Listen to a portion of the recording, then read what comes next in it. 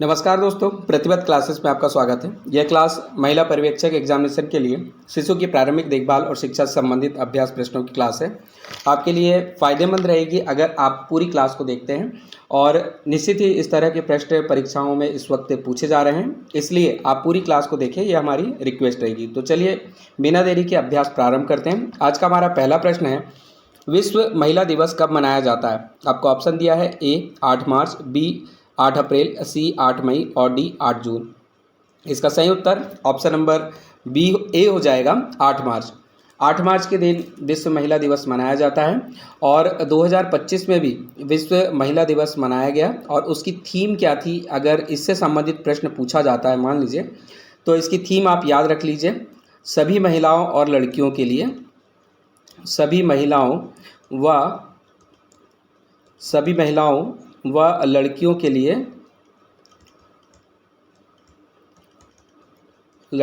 लिए अधिकार, समानता, सशक्तिकरण। क्या क्या है इसमें? अधिकार है, समानता और सशक्तिकरण। ये आप याद रखेंगे।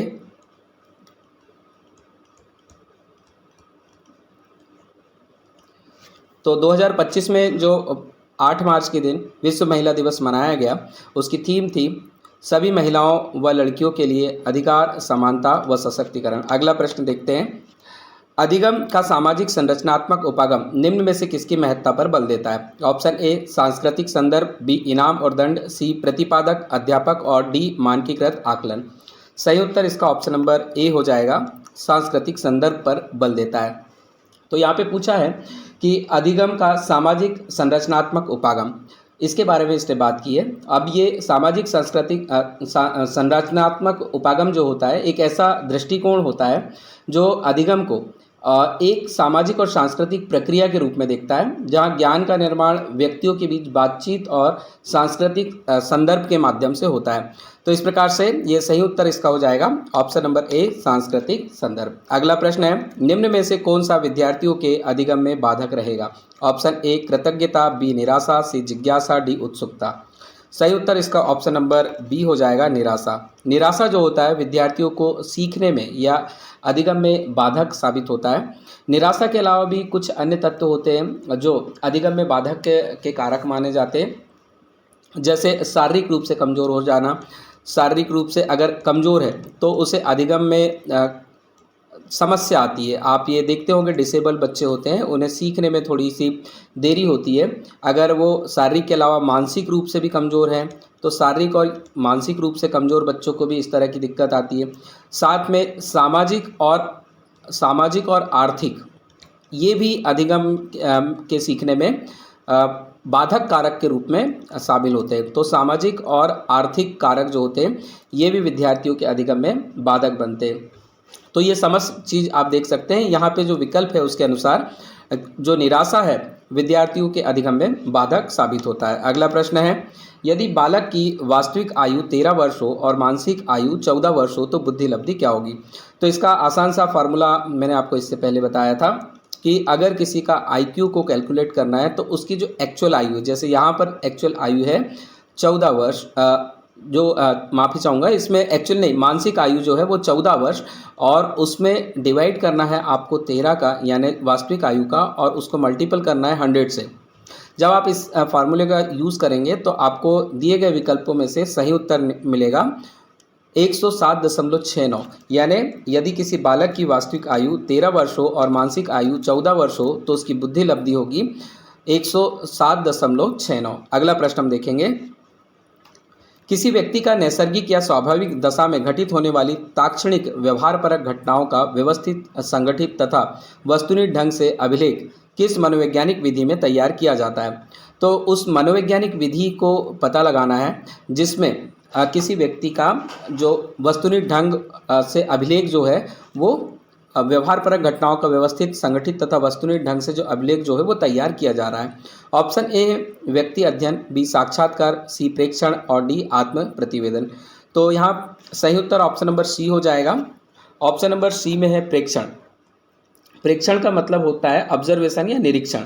तो ऑब्जर्वेशन के मेथड से निरीक्षण विधि के द्वारा किसी भी व्यक्ति के अभिलेख, व्यक्ति के व्यवहार का व्यवस्थित और वस्तुनिष्ठ ढंग से रिकॉर्ड बता देगा। तो ये मनोवैज्ञानिक विधि जो होगी वो प्रेक्षण होगी। अगला प्रश्न है, विद्यार्थियों का एक समूह अपने खेल के दौरान एक लोकप्रिय नृत्य रियलिटी शो के दृश्य को दर्शाता है।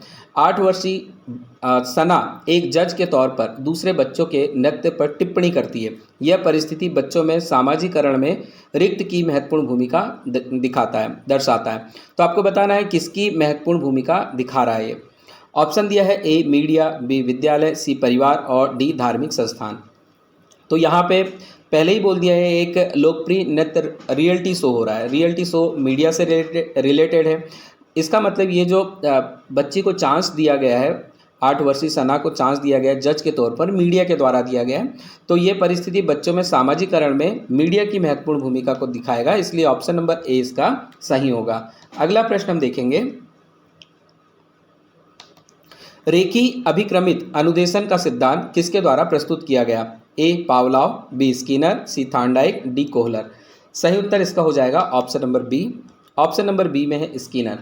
रेखी अभिक्रमित अनुदेशन का सिद्धांत जो है वो स्किनर के द्वारा दिया गया और इस सिद्धांत को दूसरे और नाम से भी जाना जाता है, स्किनरियन सिद्धांत, इस नाम से भी इसे जाना जाता है। ये भी आप अलग से याद रखें। तो रेखी अभिक्रमिक अनुदेशन, जिसे स्किनरियन अनुदेशन भी कहते हैं, एक प्रकार का शिक्षण तकनीक है जो सीखने की सामग्री को छोटे तार्किक चरणों में प्रस्तुत करती है। तो ये पद्धति जो होती है सीखने की चीज़ों को छोटे और तार्किक रूप में प्रस्तुत करती है, जहाँ छात्र जो होता है हर चरण में कुछ ना कुछ सीखता रहता है और सीखने के बाद में प्रत्येक चरण में उसके उत्तर देना होता है और इस प्रकार से छात्रों के द्वारा तुरंत उत्तर और प्रतिक्रियाएं मिलते रहती है। अगला प्रश्न देखेंगे, किस अवधि के दौरान विचार अमूर्त और आदर्शवादी हो जाता है? ए किशोर अवस्था, बी प्रारंभिक बचपन, सी शैशव अवस्था और डी मध्य बचपन। तो सही उत्तर इसका ऑप्शन नंबर ए हो जाएगा। किशोर अवस्था के दौरान विचार अमूर्त और आदर्शवादी हो जाता है। जो छात्र होता है उसकी किशोर अवस्था जो होती है, यानी बच्चे की किशोर अवस्था 12 से 18 वर्ष मानी जाती है। पूरे वर्ल्ड में ये काउंट होता है 12 से 18 वर्ष, लेकिन WHO ये कहता है कि 10 वर्ष की उम्र से लेकर के 19 वर्ष की उम्र तक, 10 वर्ष की उम्र से लेकर 19 वर्ष की उम्र तक बच्चे में जो होते हैं किशोर अवस्था के गुण आने लगते हैं। इसलिए WHO ने 10 से 19 वर्ष माना है किशोर अवस्था के गुण को। अब यहाँ पे बोला है विचार अमूर्त और आदर्शवादी हो जाता है। इसका तात्पर्य क्या है? विचार अमूर्त और आदर्शवादी हो जाता है मतलब वो परिकल्पनाओं में जीने लगता है।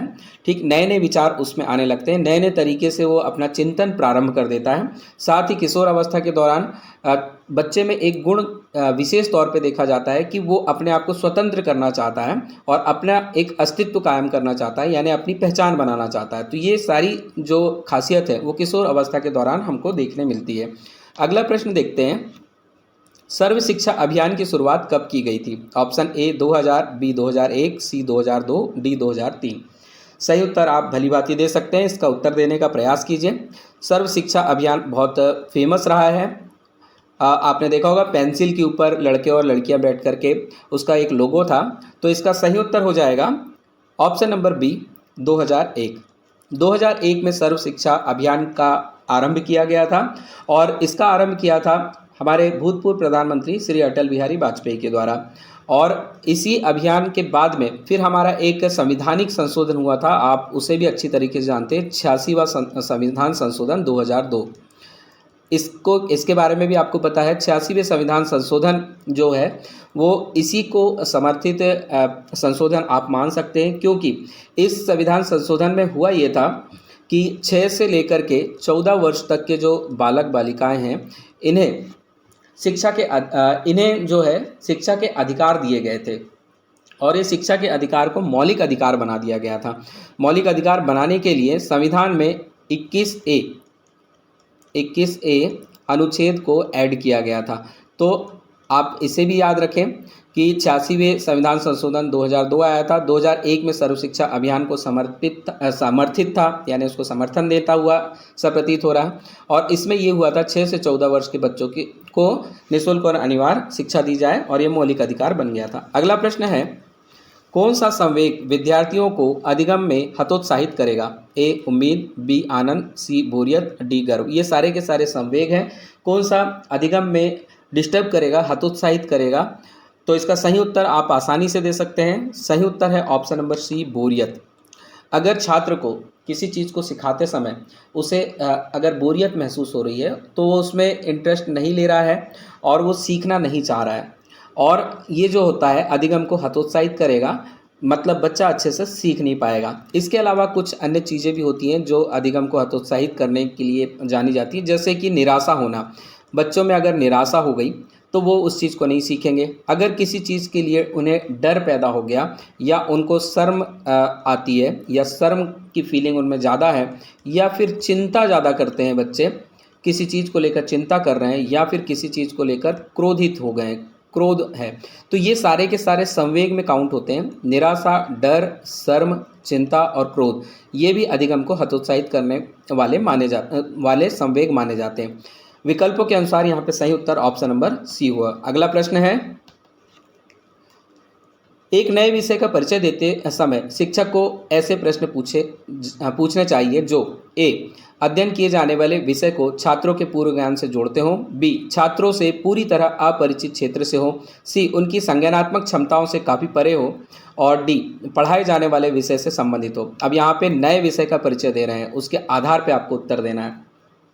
तो इसका उत्तर देने की कोशिश करें आप। सही उत्तर हो जाएगा ऑप्शन नंबर ए, अध्ययन किए जाने वाले विषय को छात्रों के पूर्व ज्ञान से जोड़ते हो।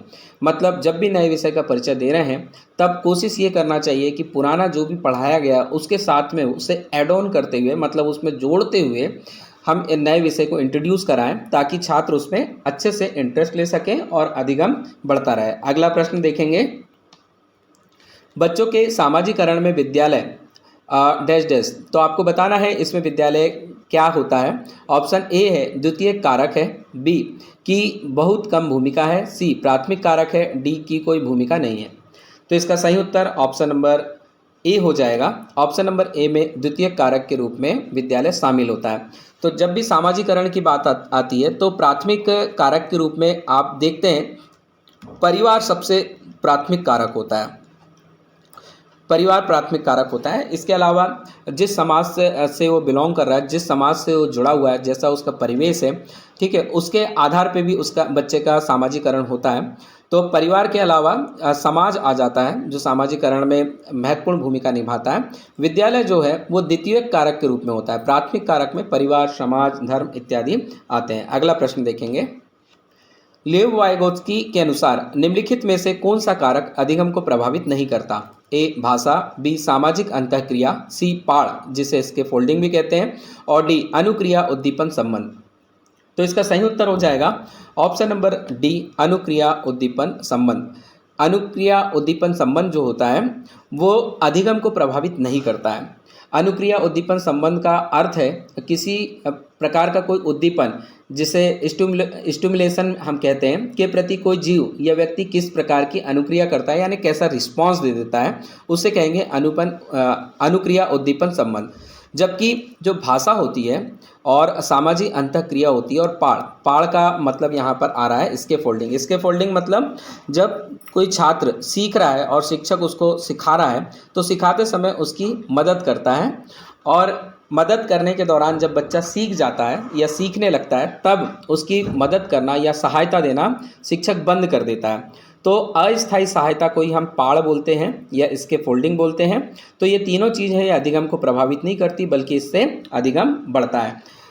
अगला प्रश्न हम देखेंगे, संचार के लिए बहुमाध्यम के उपयोग से निम्नलिखित में से किसके समावेशन में मदद मिलेगी? ए पठन वैकल्य वाले छात्र, बी स्वलीनता छात्र, सी प्रतिभाशाली छात्र, और डी बौद्धिक चुनौतियों वाले छात्र। तो इसका सही उत्तर होगा option number A. Option number A में है पठन वैकल्य वाले छात्र। संचार के लिए यहाँ पूछा है बहुमाध्यम के उपयोग से निम्नलिखित में किसके समावेशन में मदद मिलती है। तो ऐसे छात्र जिनको पढ़ने लिखने में समस्या आ रही है, ऐसे छात्र को बहुमाध्यम का उपयोग करने से मदद मिलती है। उन्हें अगर एक माध्यम से वो नहीं सीख रहा है तो अन्य माध्यम के द्वारा सिखाया जा सकता है। अगला प्रश्न है, विद्यार्थियों में समालोचनात्मक चिंतन का आकलन किस प्रकार किया जा सकता है। मैं आपको क्वेश्चंस लगातार दे रहा हूं, आप बीच बीच में इसका उत्तर खुद ही खोजने की कोशिश करें। मेरे उत्तर देने से पहले आप उत्तर दें ताकि आपका अभ्यास और ज़्यादा अच्छा हो जाए। विद्यार्थियों में समालोचनात्मक चिंतन का आकलन किस प्रकार किया जा सकता है आपको बताना है। ए, उनके विवेचनात्मक कौशलों के विश्लेषण के द्वारा, उनकी प्रत्यास्मरण की योग्यता के परीक्षण द्वारा, उनकी नकल करने की गति मापकर, और डी, उनकी वर्तनी की परिशुद्धता की गणना के द्वारा। इसका सही उत्तर ऑप्शन नंबर ए हो जाएगा। अगर समालोचनात्मक चिंतन का आकलन करना है तो उनके विवेचनात्मक कौशलों का विश्लेषण हमें करना होगा, जिससे हम उनका समालोचनात्मक चिंतन का आकलन कर सकें कि वो किस तरीके से किस चीज़ को सीख रहे हैं, किस तरीके से उसका विवेचन कर रहे हैं और उस चीज़ में कितने स्किल्ड हो चुके हैं, कितना कौशल उनमें विकसित हो चुका है।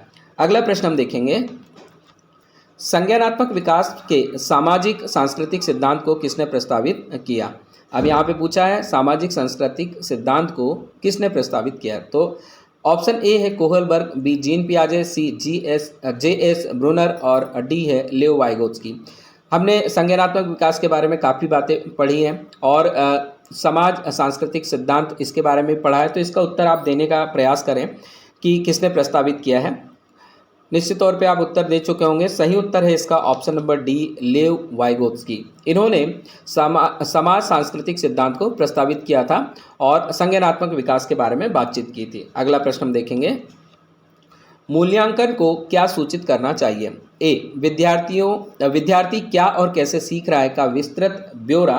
बी, वह कार्य जो विद्यार्थी नहीं कर सकता। सी, दूसरों की तुलना में विद्यार्थियों का प्रदर्शन। और डी, उपयुक्त नाम जैसे मंद बुद्धि, कुशल बुद्धि इत्यादि से विद्यार्थियों का उल्लेख। तो मूल्यांकन पद्धति में सूचित हमें करना चाहिए विद्यार्थी क्या और कैसे सीख रहा है का विस्तृत ब्यौरा।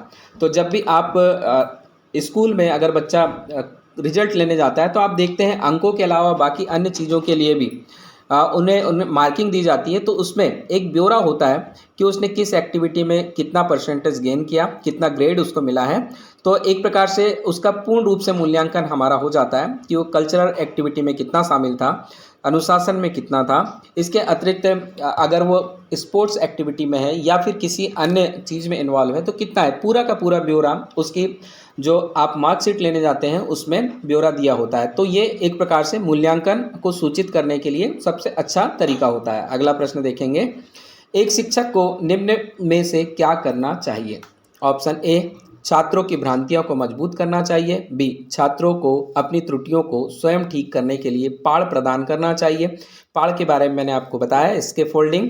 और सी, छात्रों द्वारा की गई भ्रांतियों को नज़रअंदाज करना चाहिए। और डी, छात्रों को स्वयं अपनी त्रुटियों की पहचान करने के लिए हतोत्साहित करना चाहिए। तो इसका सही उत्तर ऑप्शन नंबर बी होगा। एक शिक्षक को छात्रों को अपनी त्रुटियों को स्वयं ठीक करने के लिए पाड़ प्रदान करना चाहिए, यानी कि उसे अस्थायी रूप से मदद करना चाहिए और धीरे धीरे जब छात्र सीखने लगे तो वो अस्थायी मदद को उससे बंद कर देना चाहिए। तो शिक्षक को ये बेहतर तरीके से करना चाहिए क्योंकि तभी छात्र जो है बेहतर तरीके से अधिगम का विकास कर पाएगा। अगला प्रश्न देखेंगे, कोहलबर्ग के अनुसार नैतिक विकास की तीसरी अवस्था कौन सी है। ए, पूर्व परंपरागत, बी, परंपरागत, सी, उत्तर परंपरागत और डी, अमूर्त संक्रियात्मक। सही उत्तर ऑप्शन नंबर सी है, उत्तर परंपरागत। कोहलबर्ग के अनुसार नैतिक विकास की तीसरी अवस्था उत्तर परंपरागत मानी जाती है। अगला प्रश्न है, पूर्ण रूप से नेत्रहीन बच्चों को ज्यामिति विचार की व्याख्या की जा सकती है, किस तरीके से की जा सकती है बताना है। ए, अमौखिक विवरण और मूर्त अनुभव के द्वारा। बी, मौखिक विवरण और मूर्त अनुभव के द्वारा। सी, केवल मौखिक विवरण के द्वारा। और डी, मौखिक विवरण और अमूर्त अनुभव के द्वारा। तो यहाँ पे पूर्ण रूप से नेत्रहीन बोला है तो इस बात पे आपको फोकस्ड रहना है। पूर्ण रूप से नेत्रहीन का मतलब जिसे बिल्कुल भी दिखाई नहीं देता, ऐसे बच्चे को कैसे सिखाया जा सकता है, उनके ज्यामिति विचारों की व्याख्या कैसे की जा सकती है। तो सही उत्तर हो जाएगा इसका ऑप्शन नंबर बी, मौखिक विवरण हम उन्हें दें और उनको अमूर्त अनुभव के द्वारा, यानी कि कोई भी ऐसी चीज़ जिसे वो टच कर सके, छू सके, उसके द्वारा ऐसे पूर्ण नेत्रहीन बच्चों को ज्यामितीय विचारों की व्याख्या के लिए हम सिखा सकते हैं। अगला प्रश्न देखेंगे, राष्ट्रीय शिक्षा नीति 2020 के ड्राफ्ट प्रारूप निम्नलिखित में से किसकी अनुशंसा करता है? तो आपको स्पष्ट रूप से पूछ लिया है यहाँ पे, राष्ट्रीय शिक्षा नीति 2020 का जो ड्राफ्ट है उसके ड्राफ्ट के बारे में पूछा है। ड्राफ्ट का प्रारूप जो है निम्नलिखित में से किसकी अनुशंसा करता है, बताना है। ए, आकलन बच्चे के सीखने व विकास में सहायता करने वाला तथा रटने पर जोर देने वाला हो। बी, 19वीं सदी के लिए आवश्यक कौशल, ज्ञान व मूल्य विकसित किए जाएं। सी, शिक्षाक्रम व शिक्षण शास्त्र रटने के बजाय बच्चों को सिखाया कैसे जाए यह सिखाने में सक्षम बने। और डी, उच्च माध्यमिक कक्षाओं में बच्चों को मातृभाषा में पढ़ाया जाए। तो इसका सही उत्तर होगा ऑप्शन नंबर सी, शिक्षाक्रम व शिक्षण शास्त्र में, मतलब जो भी उनको शिक्षाएं दी जा रही हैं उनमें उन्हें रटना ना सिखाया जाए, रटने के बजाय बच्चों को कैसे सीखे वो, या कैसे वो अपने आप को स्किल्ड बनाए उस, और कैसे सक्षम बने, इस पे फोकस करना चाहिए। तो यही हमारी राष्ट्रीय शिक्षा नीति 2020 ड्राफ्ट के अंतर्गत प्रारूप लाया गया था और ये इसकी अनुशंसा कर रहा है, यानी बच्चे को रटाना नहीं है, अब बच्चे को सिखाने में सक्षम बनाना है। अगला प्रश्न है, बुद्धि का एक प्रकार जो साधारणतया नर्तक, एथलीट, सर्जन इत्यादि में पाया जाता है क्या कहलाता है? इसमें बुद्धि का प्रकार पूछा है जो नर्तक, एथलीट, सर्जन आदि में पाया जाता है। ए, संगीत बुद्धि, बी, तार्किक गणितीय बुद्धि, सी, शरीर गति की बुद्धि और डी, स्थानिक बुद्धि। तो सही उत्तर आप दे सकते हैं, इससे संबंधित हमने प्रश्न किया है। इसका सही उत्तर हो जाएगा ऑप्शन नंबर सी, शरीर गति की बुद्धि। शरीर गति की बुद्धि में जो होता है, आप देखते हैं कि नर्तक अलग अलग तरीके से अपनी मुद्राएं बनाता है, एथलीट जो होता है अपने शरीर को किस तरीके से मजबूत करता है और कैसा प्रयोग करता है अपने प्रदर्शन के दौरान, और साथ ही सर्जन जो होता है अपने हाथों को किस तरीके से अपना जो कार्य होता है हाथों के द्वारा वो करता है। ये सारा जो है शरीर गति की बुद्धि के अंतर्गत आता है, इसलिए ऑप्शन नंबर सी इसका सही है। अगला प्रश्न है, लड़कियों को भाषाओं और कलाओं को अपनाने के लिए प्रोत्साहित करना तथा गणित और विज्ञान को अपनाने के लिए उन्हें हतोत्साहित करना एक उदाहरण है। अब यहाँ पे बोला है कि कलाओं को अपनाने के लिए प्रोत्साहित करना, मतलब लड़कियों को कलाओं और भाषाओं इसके लिए हम प्रोत्साहित कर रहे हैं, लेकिन गणित और विज्ञान को अपनाने के लिए उन्हें हतोत्साहित कर रहे हैं। मतलब गणित और विज्ञान हम उन्हें प्रॉपर नहीं सिखा रहे हैं जैसा सिखाना चाहिए, और भाषा और कला के लिए उन्हें प्रोत्साहित कर रहे हैं। तो ये जो है ये किस तरीके का उदाहरण बताना है। ऑप्शन ए, जेंडर भेदभाव का, बी, जेंडर स्थिरता का, सी, जेंडर सशक्तिकरण का और डी, जेंडर समानता का। तो इसमें सही उत्तर आपने खोज चुके होंगे, सही उत्तर ऑप्शन नंबर ए हो जाएगा। इसमें हमें स्पष्ट रूप से जेंडर भेदभाव दिख रहा है, जबकि बौद्धिक रूप से लड़कियों और लड़कों में किसी प्रकार की कोई असमानता नहीं होती है, इसलिए केवल लड़कियों को ही भाषा और कलाओं का ज्ञान दिया जाए, गणित और विज्ञान का ज्ञान नहीं दिया जाए। अगर ऐसी अवधारणा समाज में है या फिर शिक्षण या अधिगम के दौरान आ रही है तो ये एक प्रकार का जेंडर भेदभाव होगा। अगला प्रश्न देखेंगे, किसने प्रस्तावित किया कि नया ज्ञान बच्चे के मौजूदा ज्ञान और समर्थन के साथ जानने में सक्षम होने के बीच के अंतर में निर्मित होता है? अब यहाँ बोला है कि मौजूदा ज्ञान और समर्थन के साथ जानने में सक्षम होने के बीच में अंतर। ऑप्शन ए है जीन पियाजे, बी, हार्वर्ड गार्डनर, सी, लेव वाइगोत्स्की और डी है इवान पावलोव। तो सही उत्तर इसका ऑप्शन नंबर सी है, लेव वाइगोत्स्की। इन्होंने ही जो है नया ज्ञान बच्चे में मौजूदा ज्ञान के समर्थन के साथ जानने और सक्षम होने के बीच में अंतर बताता है, कैसा अंतर निर्मित होता है उसके बारे में लेव वाइगोत्स्की ने बात की थी, इसलिए विद्वान का नाम आप याद रखें। अगला प्रश्न है, निम्नलिखित में से कौन सा विकल्प मास्लो की संकल्पना आत्मानुभूति का वर्णन करता है? ऑप्शन ए है खुद को धोखा देकर अपनी छवि की रक्षा करने की आवश्यकता, बी, अपनी क्षमताओं को पूरी तरह विकसित करने की आवश्यकता और सी, आत्मानुभूति और डी, सुरक्षा की जरूरत। अब आपको यहाँ पे संकल्पना बताना है, तो इसका सही उत्तर हो जाएगा ऑप्शन नंबर बी, अपनी क्षमताओं को पूरी तरह विकसित करने की आवश्यकता ही आत्मानुभूति का सही तरीके से वर्णन करता है। अगला प्रश्न हम देख लेते हैं, किशोर अवस्था की ऐसी आदत जिसमें खुद को भूखे रखने की प्रवृत्ति होती है तथा यह ज़्यादा बालिकाओं में पाई जाती है, ऐसी अवस्था को कहा जाता है? Option A, anorexia nervosa, B है डेलिरियम ट्रेमेंस, सी है स्वलीनता और डी है डाउन सिंड्रोम। तो इसका उत्तर हो जाएगा option number A. Option number A में है एनोरेक्सिया नर्वोसा। या अगर इस तरह का जो अवस्था आ जाती है तो उसमें जो छात्र होते हैं या फिर बच्चे होते हैं किशोर अवस्था के दौरान 12 से 18 वर्ष की उम्र, जब उनको सबसे ज़्यादा सीखा करते हैं, सबसे ज़्यादा उनमें वैचारिक परिवर्तन, शारीरिक परिवर्तन होते हैं, तो इस दौरान ऐसी अवस्था अगर बच्चों में आ रही है, खास तौर से बालिकाओं में, तो उसे बोलेंगे एनोरेक्सिया नर्वोसा। मतलब एक प्रकार से नर्वसनेस की अवस्था आ जाती है, उसमें उनमें भूखे रहने की प्रवृत्ति बढ़ जाती है और ऐसी आदत कई कई बार तक लंबे समय तक बनी रहती है। अगला प्रश्न हम देख लेते हैं। बालक के मानसिक स्वास्थ्य को कौन सा घटक प्रभावित नहीं करता है? ए परिवार की गरीबी, बी कक्षा में नींद आना, सी स्नेह की कमी और डी घरेलू कलह। तो इसमें ऑप्शन नंबर बी करेक्ट हो जाएगा। कक्षा में नींद आना मानसिक स्वास्थ्य के घटक को प्रभावित नहीं करता है। यहाँ मानसिक स्वास्थ्य पूछा है तो कक्षा में नींद आने से उसका कोई रिलेशन नहीं है, बल्कि परिवार की गरीबी, स्नेह की कमी और घरेलू कलह, ये सारी चीज़ें जो होती हैं बालक के मानसिक स्वास्थ्य को प्रभावित करते हैं, वो भी नकारात्मक रूप से। अगला प्रश्न हम देखेंगे। एक शिक्षिका विद्यार्थियों की समस्या समाधान की क्षमताओं को कैसे बढ़ावा दे सकती है? ऑप्शन ए विद्यार्थियों को समस्या समाधान के तरीकों के सुस्पष्टीकरण को प्रोत्साहित करके, बी पूछताछ को हतोत्साहित करके, सी चुनौतियों से बचने के लिए सारे हल उपलब्ध करवाकर और डी अनुरूपकों के प्रयोग को निषेधित करके। तो इसका सही उत्तर ऑप्शन नंबर ए हो जाएगा।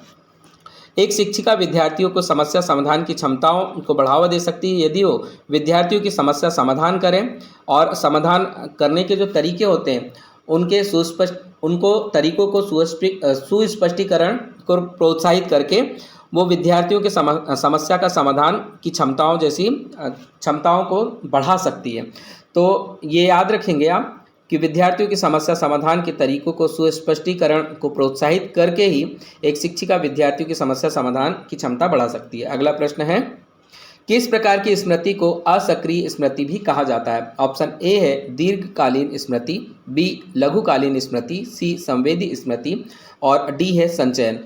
तो इसमें बोला है कि असक्रिय स्मृति किसे कहा जाता है, कैसी स्मृति होती है जो असक्रिय स्मृति के रूप में होती है? तो इसका सही उत्तर ऑप्शन नंबर ए हो जाएगा, दीर्घकालीन स्मृति। दीर्घकालीन स्मृति जो होती है लंबे समय तक होती है और ये असक्रिय रूप से होती है। जब भी उसकी आवश्यकता पड़ती है तो वो बातें हमें याद आ जाती हैं, तो ऐसी स्मृति जो होती है वो दीर्घकालीन स्मृति में काउंट होती है। अगला प्रश्न देखते हैं, संज्ञानात्मक विकास का अध्ययन किसके द्वारा प्रारंभ किया गया था? Option A Herbert Spencer, B Jean पियाजे, सी वॉटसन और डी है मेयर एवं ब्रिग्स। इसका सही उत्तर ऑप्शन नंबर बी है जीन पियाजे। इन्होंने संज्ञानात्मक विकास के अध्ययन की प्रक्रिया को प्रारंभ किया था। इसके बाद में बहुत सारे मनोवैज्ञानिक आए जिन्होंने संज्ञानात्मक विकास के बारे में बात की, लेकिन सबसे पहले जो है वो जीन पियाजे का नाम आता है, इसलिए आप इसका याद रखें, संज्ञानात्मक विकास का अध्ययन जो है जीन पियाजे के द्वारा प्रारंभ किया गया था। तो ये हमारा आज का अंतिम अभ्यास प्रश्न था। इसी तरह के अभ्यास प्रश्नों के लिए आप हमारे साथ लगातार हमारे चैनल पर बने रहें। हमारे चैनल को अगर सब्सक्राइब नहीं किया है तो सब्सक्राइब करें, लाइक करें और शेयर करें। और किसी टॉपिक पे या फिर किसी विषय पे आपको वीडियो चाहिए तो उसके बारे में हमें कमेंट्स ज़रूर करें। धन्यवाद। जय हिंद।